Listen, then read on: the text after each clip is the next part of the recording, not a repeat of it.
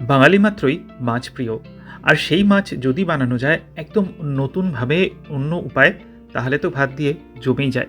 নমস্কার, কুইজিনিয়া চ্যানেলের পক্ষ থেকে সকলকে জানাই সাদর আমন্ত্রণ। আমাদের সবার চ্যানেল কুইজিনিয়াকে সাবস্ক্রাইব করে পাশে থাকা বেল বাটন আর অল আইকন প্রেস করে রাখলেই সব নতুন ভিডিও নোটিফিকেশন আপলোড হওয়া মাত্র আপনাদের কাছে পৌঁছে যাবে। দুর্দান্ত একটা মাছের রেসিপি, যেটা বানানো অত্যন্ত সহজ, একটা বাচ্চাও বানিয়ে ফেলতে পারে, কিন্তু গরম ভাত দিয়ে এর স্বাদ হয় অনন্য।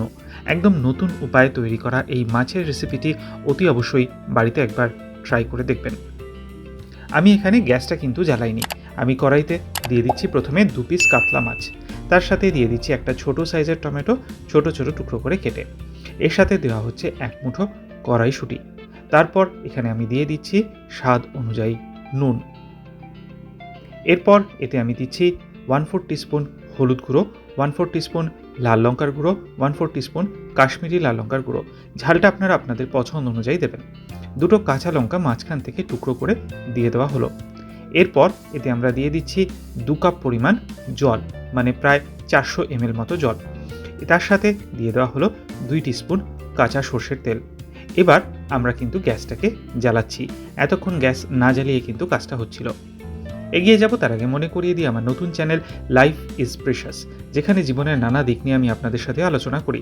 চ্যানেলটাকে সাবস্ক্রাইব করতে আজকে ভিডিও ডেসক্রিপশন বক্সের লিঙ্কটা প্লিজ চেক করে নেবেন। আর যদি ভিডিওগুলো ভালো লাগে লাইক শেয়ার কমেন্ট করতে ভুলবেন না যেন। ফিরে আসি রেসিপিতে। এবার একটুখানি আমরা খুন্তির সাহায্যে এগুলোকে নেড়ে দিচ্ছি, আর তারপর একটা ঢাকনা চাপা দিয়ে এটাকে আমরা কুক করব 6 থেকে 7 মিনিটের জন্য। এই সেম রেসিপি আপনারা রুই, ভেটকি, বোয়াল মাছ দিয়েও কিন্তু করতে পারেন।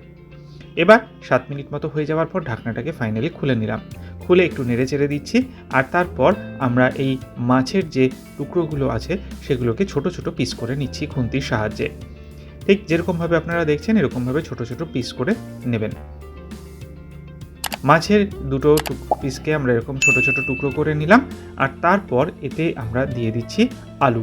আলু কিন্তু কাঁচা আলু নয়, এটা কিন্তু সেদ্ধ আলু। সেদ্ধ আলুগুলোকে একটু ভেঙে ভেঙে আমরা দিয়ে দিচ্ছি।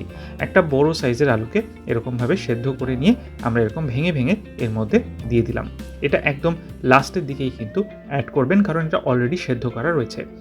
আরও একবার নেড়ে চেড়ে মিক্স করে নিয়ে আবারও ঢাকনাটাকে চাপা দিয়ে আরও 2 মিনিটের সময় নিয়ে আমরা হাই ফ্লেমে এটাকে কুক করতে দিচ্ছি। ফিরে আসছি 2 মিনিট পর। 2 মিনিট ফাইনালি হয়ে গেছে, ঢাকনাটাকে ফাইনালি খুলে নিলাম, আর একবার নেড়ে চেড়ে মিশিয়ে নিলাম। আর তারপর এখানে আমরা দিয়ে দেবো বেশ কিছুটা ধনে পাতা কুচি করে।